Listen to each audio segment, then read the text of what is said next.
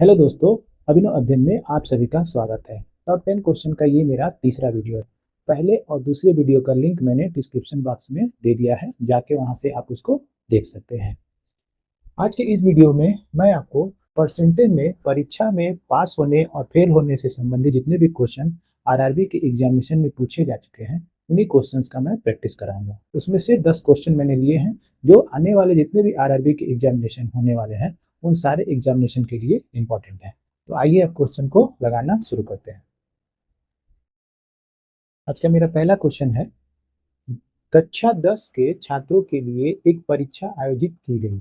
96% छात्र पास हुए और 50 असफल रहे। कितने छात्र उपस्थित हुए? ठीक है, तो देखिए 96% पास हुए। पास हुए कितने? 96%। तो फेल कितना होंगे? फेल होंगे 4%। ठीक, और यही 4% का मान 50 के बराबर दिया होगा। ठीक, तो कुल कितने छात्र उपस्थित थे? 100% निकाल दीजिए। ये हो जाएगा 50/4 गुने 100। ठीक है, 2 से काट दीजिए, 2 दूनी 4 और ये 25 बार में, फिर 2 से काट दीजिए 50 बार में, ये 25 बचे 125 और एक 0, यानी उस परीक्षा में शामिल छात्रों की जो संख्या होगी वो 1250 होगी। ये ग्रुप डी का जो एग्जामिनेशन हुआ था 2018 में 15 अक्टूबर को, उसमें ये क्वेश्चन पूछा गया था। अगला क्वेश्चन देखिए, एक परीक्षा में उत्तीर्ण होने के लिए 33% अंकों की आवश्यकता होती है। एक परीक्षार्थी को 210 अंक प्राप्त होते हैं और वह 21 अंकों से अनुत्तीर्ण हो जाता है। परीक्षा का पूर्णांक ज्ञात कीजिए। ये इंपॉर्टेंट क्वेश्चन है अगले एग्जामिनेशन के लिए। ठीक है, देखिए क्वेश्चन में क्या कह रहा है, 33% पासिंग मार्क है एग्जामिनेशन में। ठीक, परीक्षार्थी को कितना मिलता है? 210 मिलता है। ठीक, और वो 21 अंकों से अनुत्तीर्ण हो जाता है, यानी फेल हो जाता है। अगर उसको 210 में 21 नंबर और मिल जाता तो वो पास होने के लिए 33% के बराबर हो जाता। ठीक है, यानी कि 33% बराबर ये कितना हो जाएगा? 1 और ये 3 2 231। हमें क्या बताना है? परीक्षा का पूर्णांक। परीक्षा का पूर्णांक यानी कि 100%। तो 100% निकाल दीजिए। ये 100% क्या हो जाएगा? 231/33 गुने 100। 11 से काट दीजिए, 11 दूनी 22, एक बार में 11 तिहाई 33 और 3 सत्ते 21, 700। यानी जो परीक्षा का पूर्णांक था वो कितना था? 700 था। अगला क्वेश्चन देखिए, क्वेश्चन में क्या कह रहा है? क्वेश्चन में कह रहा है एक अभ्यर्थी 20% अंक प्राप्त कर 35 अंकों से अनुत्तीर्ण हो जाता है, जबकि दूसरा अभ्यर्थी 50% अंक प्राप्त करता है, जो उत्तीर्ण होने के लिए आवश्यक न्यूनतम अंकों से 32 अंक अधिक है। परीक्षा का पूर्णांक क्या है? ठीक, ये भी इंपॉर्टेंट क्वेश्चन है। देखिए, विद्यार्थी को 20% अंक मिलता है तो वो 35 अंकों से फेल हो जाता है, यानी 20% के साथ उसको 35 नंबर और अगर मिलता तो वो पास हो जाता। ठीक है, एक दूसरा अभ्यर्थी है जिसको 50% मिलता है अंक, लेकिन वो उत्तीर्ण होने के लिए आवश्यक न्यूनतम अंक से 32 अंक ज्यादा है, यानी उसको 50% में से अगर 32 नंबर कम भी मिलता तब भी वो पास हो जाता। यानी पास होने के लिए या तो अभ्यर्थी को मिले 20% प्लस 35 नंबर, या 50% में से 32 नंबर अगर कम भी मिलेगा तो भी वो पास हो जाएगा। यानी कि पास होने के लिए इतना नंबर चाहिए।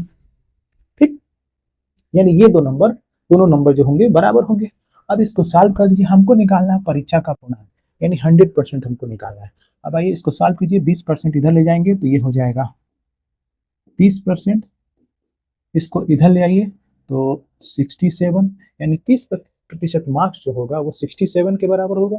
तो 100% बराबर 67/30 इंटू 100।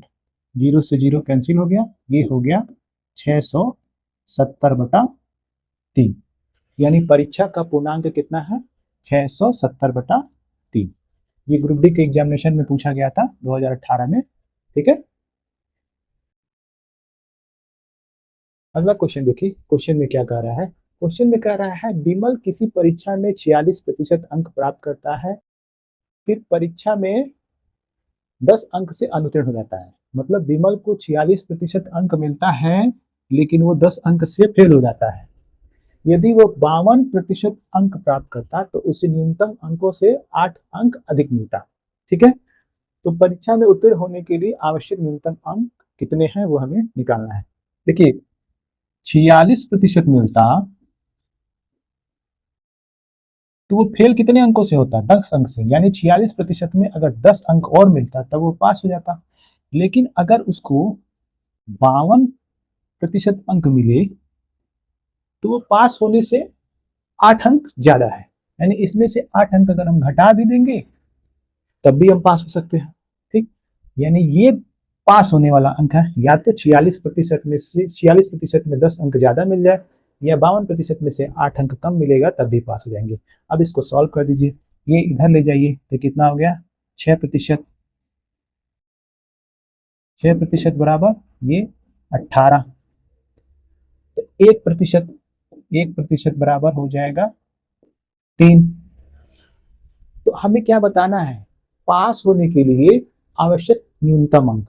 तो या तो हम 46% निकाल दें और उसमें 10 जोड़ दें, या 52% निकाल दें और उसमें से 8 घटा दें। तो हम निकालते हैं 46%, उसमें 10 जोड़ देते हैं, तो 1% बराबर 3, तो 46% बराबर कितना हो जाएगा, तो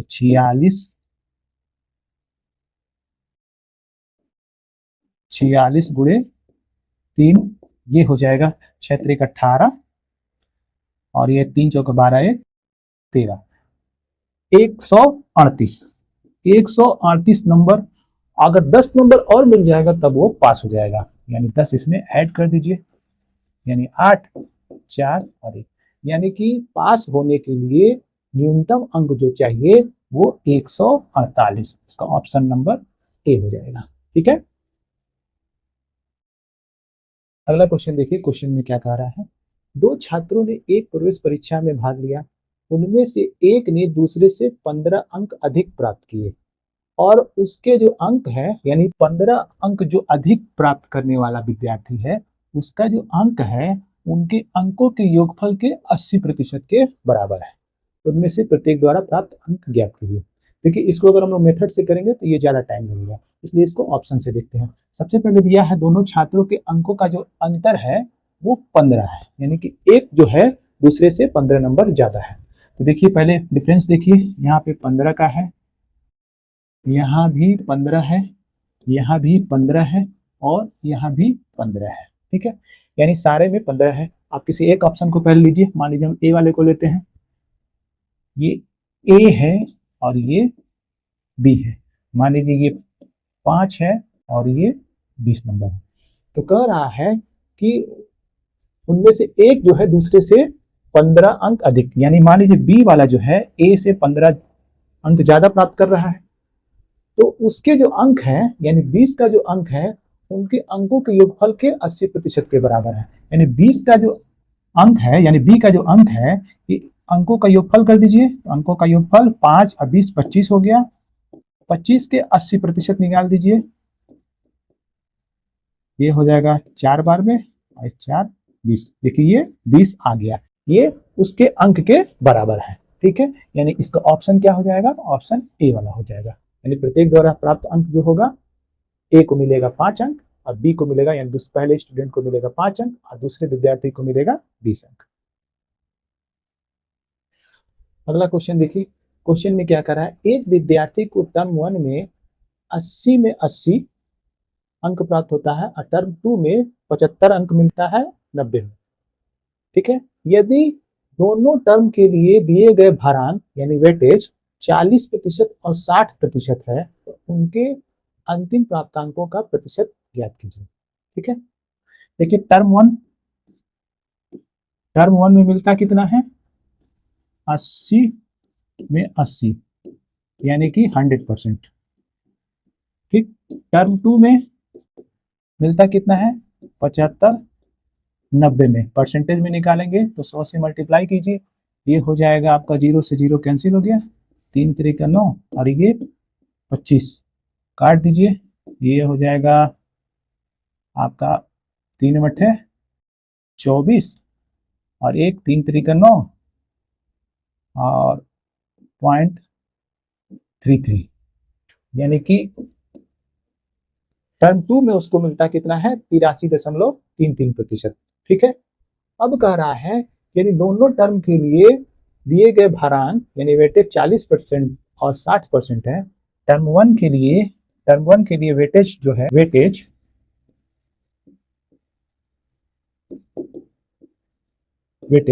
टर्म 1 के लिए कितना है 40%,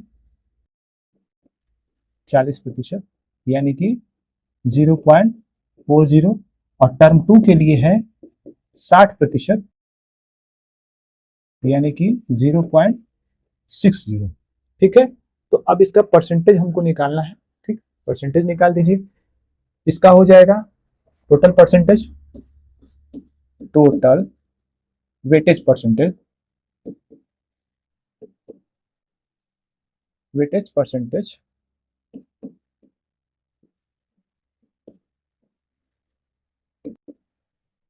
पहले में कितना है 100% है का कितना मिल रहा है आपको वेटेज 0.40, दूसरे का कितना है, दूसरे है आपका 83.33 का कितना परसेंट, तो 0.60%।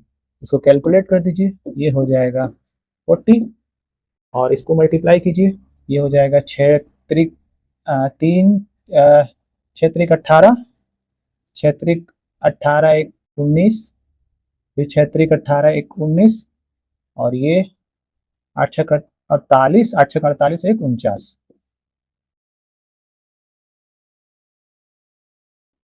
यानी 49.998। ठीक है, यानी कि कुल इसको जोड़ दीजिए, ये हो जाएगा 89.998%, यानी कि अंतिम प्राप्तांकों का प्रतिशत जो होगा वो कितना हो जाएगा 89.998%। ऑप्शन में क्या दिया हुआ है, इसके नजदीक में दिया हुआ है 90%।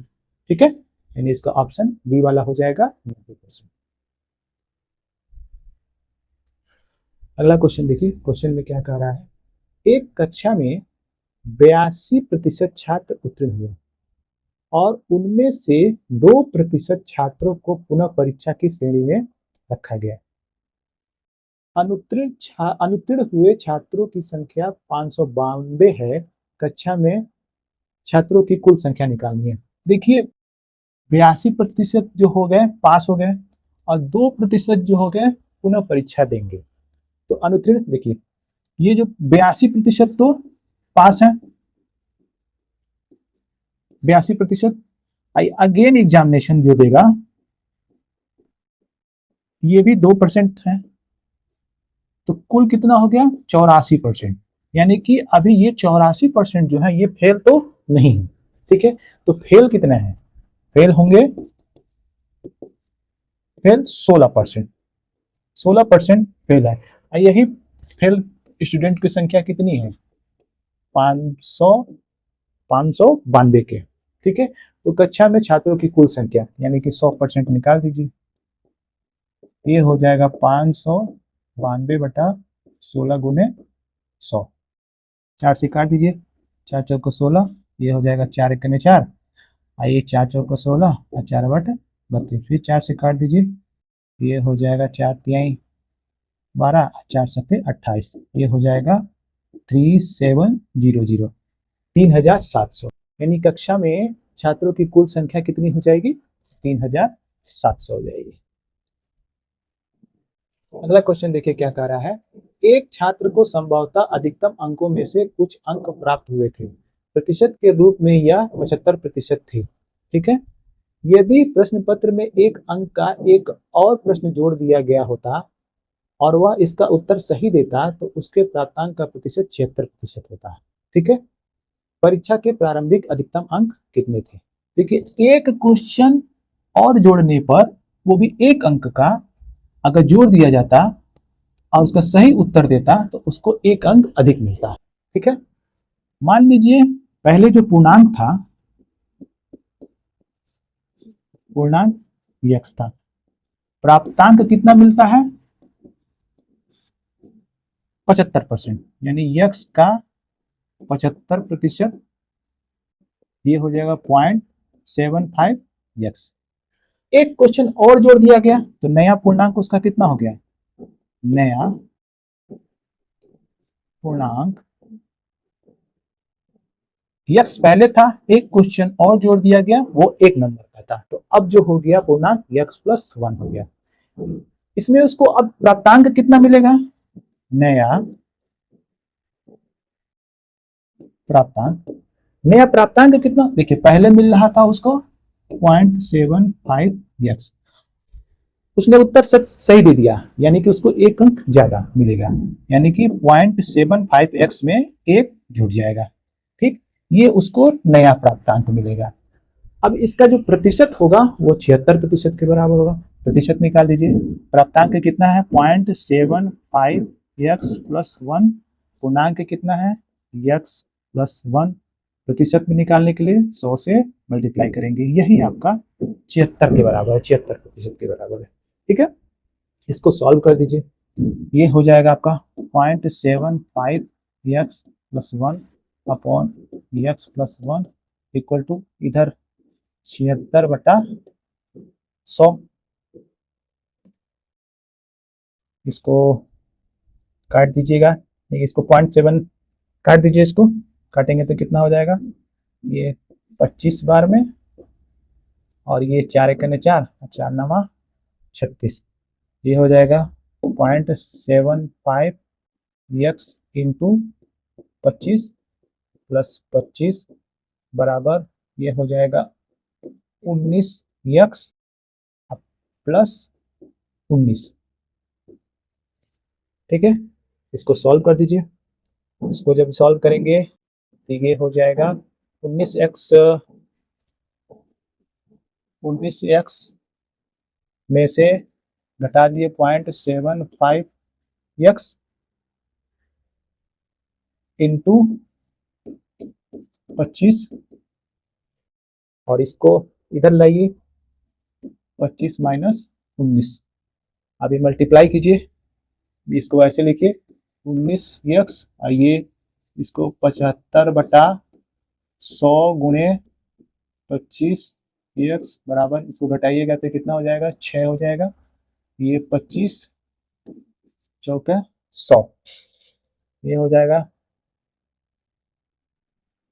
76 माइनस 75/4 इंटू एक्स बराबर 6, ये हो जाएगा एक्स बराबर 24। ठीक है, यानी उस परीक्षा का प्रारंभिक अधिकतम अंक जो था वो कितना था? 24 अंक था। ठीक है, अगला क्वेश्चन देखिए, क्वेश्चन में क्या कह रहा है? एक परीक्षा में दुर्गा को 70% अंक मिले, एक अन्य परीक्षा में उसने 25 में से 20 अंक प्राप्त किए, यदि उसका कुल प्राप्तांक 78% है तो पहली परीक्षा में अधिकतम अंक क्या थे निकालना है। देखिए, ये पहली परीक्षा है और ये दूसरी परीक्षा है, इसका पूर्णांक पहली परीक्षा का मान लीजिए यक्स है, प्राप्तांक कितना मिल रहा है?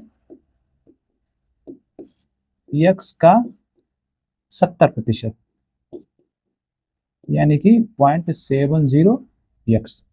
ठीक है, दूसरी परीक्षा का पूर्णांक क्या है? 25 है, और प्राप्तांक कितना मिल रहा है? 20 अंक। तो टोटल प्राप्तांक, कुल प्राप्तांक, कुल प्राप्तांक कितना होगा? तो 0.70 एक्स प्लस 20, अब कुल पूर्णांक कितना हो जाएगा? कुल पूर्णांक कितना हो जाएगा, x प्लस ये 25। यही कुल प्राप्तांक का प्रतिशत आपका 78% है। इसको प्रतिशत में बदल दीजिए तो ये हो जाएगा, प्राप्तांक हो रहा है 0.70x प्लस 20, पूर्णांक है आपका x प्लस 25, 100 से मल्टीप्लाई कीजिए, यही आपका 78% के बराबर हो रहा है। अब इसको सॉल्व कर दीजिए, नीचे लेके जाइए 100, ये हो जाएगा 0.70x प्लस 20, ये हो जाएगा बराबर 0.78 इंटू, इसको x मल्टीप्लाई कर दीजिए, x प्लस 25, ठीक है। ये हो जाएगा 0.70x प्लस 20, ये 0.78x प्लस ये 0.78 इंटू 25, ठीक। इसको इधर ले जाइए और इसको इधर लाइए, ये हो जाएगा 20, ये इसको ऐसे लिखिए 0.78 माइनस 0.70, x कॉमन ले लीजिए, ठीक है। इसको इधर लाइए, ये हो जाएगा 20 माइनस 0.78 गुणे 25, दशमलव हटा दीजिए, नीचे 100 कर दीजिए, इसको 25 से काट दीजिए 4 बार में, ठीक है। इसको घटाइए, ये हो जाएगा 0.08x, ये हो जाएगा 20 चौके 80, 80 में से ये 78 घट गया, बचेगा 2/4, ठीक है। ये हो जाएगा x इक्वल टू हो जाएगा 1/2 है, ये हो जाएगा x इक्वल टू 100 बटा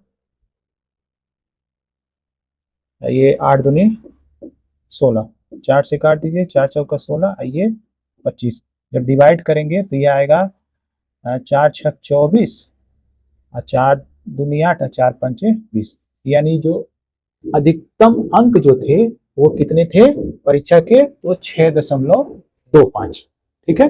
कैलकुलेशन थोड़ा लंबा है, क्वेश्चन में कुछ है नहीं, कैलकुलेशन बस थोड़ा लंबा दिया हुआ है। अगला क्वेश्चन देखिए, एक परीक्षा में 80% छात्र भौतिक विज्ञान में, 70% छात्र रसायन विज्ञान में उत्तीर्ण हुए, जबकि 15% छात्र दोनों विषयों में अनुत्तीर्ण हुए। यदि 325 छात्र दोनों विषयों में उत्तीर्ण हुए हो तो परीक्षा में भाग लेने वाले छात्रों की कुल संख्या निकालें, ठीक है। ये है फिजिक्स और ये केमिस्ट्री, ये है फिजिक्स और ये है केमिस्ट्री। फिजिक्स और केमिस्ट्री, पास और फेल, ठीक। फिजिक्स में 80% छात्र क्या होते हैं, पास होते हैं, 80% पास हो रहे हैं, तो फेल कितना होंगे, 20%।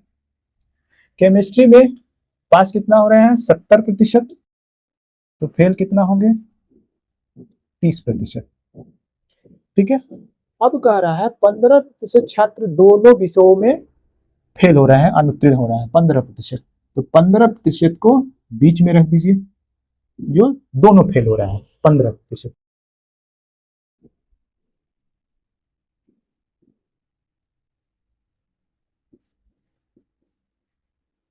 ठीक है।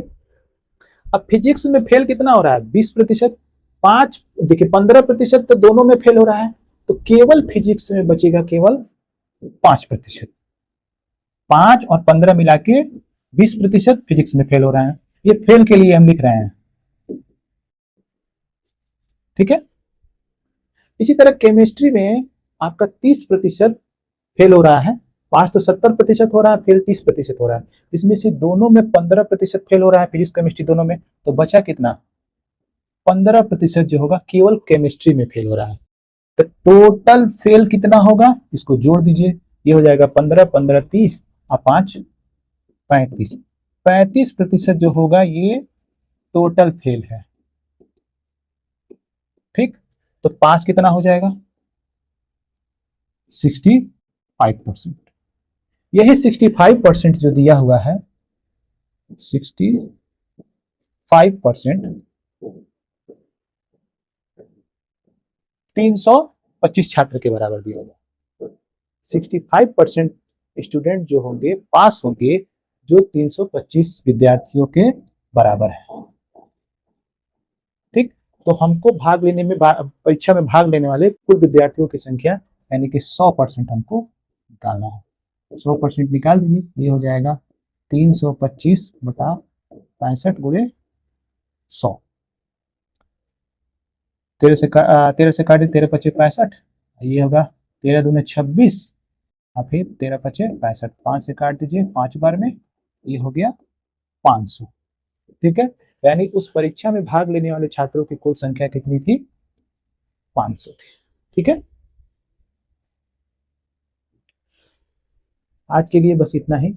मिलते हैं अगले वीडियो में, जिसमें और 10 इंपॉर्टेंट क्वेश्चंस का मैं प्रैक्टिस कराऊंगा, जो आने वाले जितने भी आरआरबी के एग्जामिनेशन है उन सारे एग्जामिनेशन के लिए बहुत ही महत्वपूर्ण होंगे।